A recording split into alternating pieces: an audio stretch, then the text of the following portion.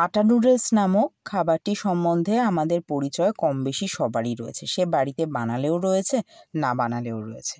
কিন্তু যদি বলি বাড়িতে রুটি বানানোর আটার ডো দিয়ে এই নুডলস বানানো হয়েছে, বিশ্বাস করবেন? সেটাই কিন্তু হয়েছে। এনিওয়ে, নমস্কার বন্ধুরা, পিঙ্কির আহারের দরবারের আরেকটি নতুন পর্বে আপনাদের সকলকে স্বাগত জানাই। তবে এই নুডলসটা বানানোর জন্য এরকম একটা মেশিন কিন্তু আমাদের লাগবে। যদি না থাকে কি করবেন সেটা না হয় পরে বলে দিচ্ছি। এই যে দেখুন আটাটা, এটা কিন্তু সিম্পলি রুটির জন্য আটা মাখা হয়, যেটা আমাদের একটু বেশি করেই মাখা হয়, সেই আটাই নিয়েছি। শুধু নুন আর জল দিয়ে যে আটা মাখা হয়েছে সেটা, না তো বেশি শক্ত আর না বেশি নরম টাইপের আটা এটা। তো সব কিছুতে অয়েল গ্রিস করে নিচ্ছি, তেল একটু গ্রিস করে নিচ্ছি। যেরকম জালিটা দেখলেন ওই জালির উপরেও একটু তেল ব্রাশ করে নেব। তারপরে অল্প অল্প অংশ নিয়ে এর মধ্যে দিয়ে দেব এবং যেরকমটা জানেন, অনেকেই জানেন আর অনেকে হয়তো প্র্যাকটিক্যালি করেননি কিন্তু জানেন। তো এবার যেরকমভাবে এটাকে ফিল করে সেরকম ফিল করে আগে থেকেই জল গরম হতে বসিয়ে দিয়েছি। এটা কিন্তু অবশ্যই দরকার, মানে ইনস্ট্যান্ট যদি এরকম নুডলস বানাতে যান, আজকের রেসিপিটাতে কিন্তু এই ইনস্ট্যান্ট বানানোই যাবে সেই জন্য। তো সেই জলের মধ্যে কিছুটা সাদা তেল আর কিছুটা নুন দিয়ে দিলাম। দিয়ে এবার গরম জলে, অবশ্যই এই সময় ফ্লেমটাকে আমি একটু কম করে রেখেছি, তো আমি এর ভিতরে এইটাকে একটু প্রেস করব। তবে করতে গিয়ে কি ভয়ানক অভিজ্ঞতা কি জানেন?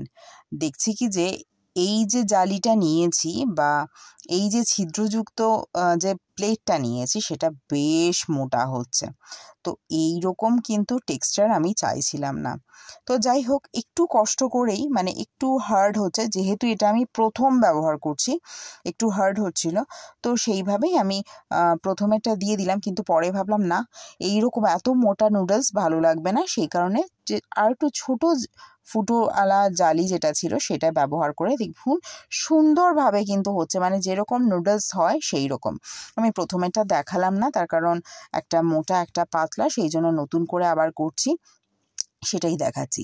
যে আগের যে গরম জলটা ছিল, মানে যেটাতে নুডলসটা বয়েল করেছিলাম, সেই জলটাই আবার নতুন করে ইউজ করছি, সেই জন্য জলটা একটু ঘোলা রয়েছে। একটু টাইট হয়, বাট খুব ভালো হয় কিন্তু।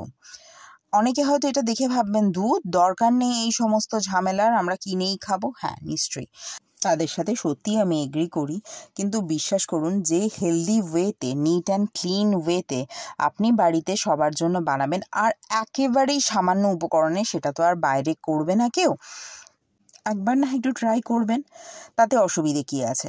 আর হ্যাঁ, বলে রাখি, যাদের ধরুন এইরকম মেশিনটা নেই, যেটা দিয়ে আমি এটা স্মুথলি বানাচ্ছি, এটা নেই, তারা কি করবেন বলুন তো? সিম্পলি রুটি বানাবেন। রুটি বানিয়ে সেই রুটিটাকে জলের মধ্যে দিয়ে একটুখানি ফুটিয়ে অন্তত 5 মিনিট দাঁড়ান, আমি এখানে সময়টা বলে দিই। আমি যে নুডলসগুলো বানালাম এইরকম হাই ফ্লেমে 4 থেকে 5 মিনিট একটু ফুটিয়ে নিলেই হবে, তার থেকে বেশি কিন্তু ফোটাতে যাবেন না।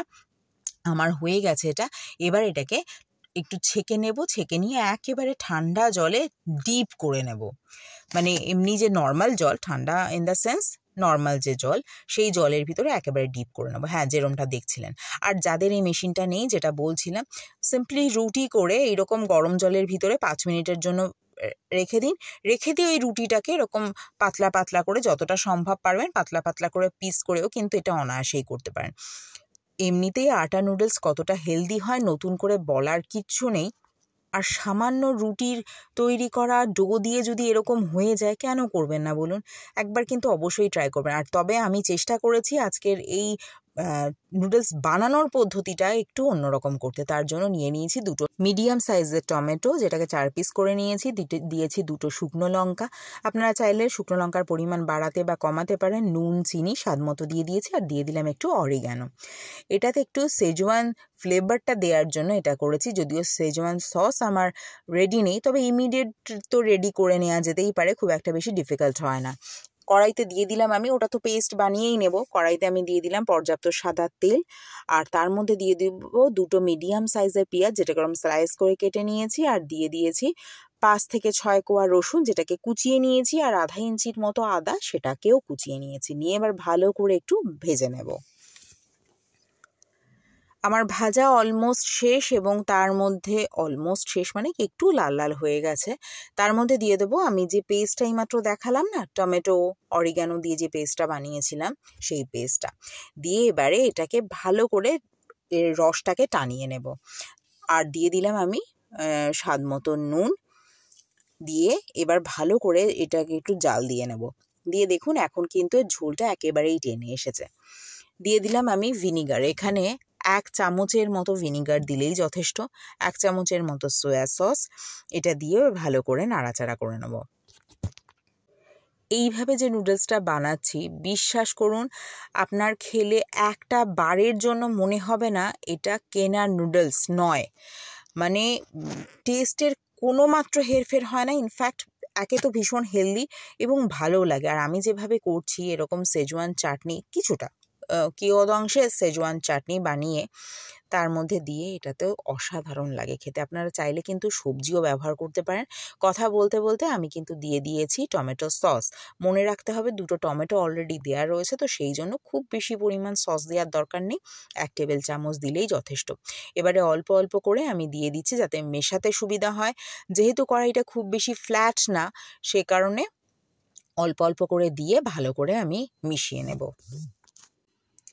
এর মধ্যে যদি অন্যান্য সবজিপাতি দেয়া হতো তাহলে তো আর কথাই নেই। আমি আসলে দিলাম না কেন, ওরকম করতে করতে দেখছি অনেকটা নুডলস হয়ে গেছে। তা আমি ভাবলাম একটু তাহলে অন্যভাবে করি, সবজিপাতি তো প্রত্যেক দিন দিয়েই খাওয়া হয়, তো এখন না হয় সবজিপাতি দিলাম না, এইভাবে করি। আপনারা চাইলে কিন্তু এইভাবে করে দেখতে পারেন। এটাকে যদি স্পাইসি বা ঘরোয়া স্পাইসি নুডলস বলি তাহলে কিন্তু খুব একটা ভুল বলা হবে না। যারা অতিরিক্ত মাত্রায় হেলথ কনসিয়াস হয়ে বাইরের নুডলস খেতে চাইছেন না তারা কিন্তু অনায়াসেই বাড়িতে এই নুডলসটা বানিয়ে নিতে পারেন। বিশ্বাস করুন ভীষণ হেলদি তো হয়ই এবং টেস্টেরও কোনো মাত্র হেরফের হয় না। খানিকটা চিলি ফ্লেক্স দিয়ে আমি এটা নামিয়ে নিয়েছি, এটা সার্ভিংয়ের সময়। যদি আজকের এই রেসিপিটা আপনাদের ভালো লেগে থাকে তাহলে কিন্তু একটা লাইক করতে ভুলবেন না। আর প্লিজ আমার চ্যানেলটিকে সাবস্ক্রাইব করুন এবং পাশে থাকা বেল আইকনে ক্লিক করুন যাতে নোটিফিকেশনটা সবার আগে আপনার কাছে পৌঁছে। আর যদি ফেসবুক থেকে দেখেন তাহলে একটা ফলো করে দেবেন। আজকের মতো আসি, অন্য কোনো দিন অন্য কোনো রান্নাকে সঙ্গে নিয়ে আবার হাজির হব।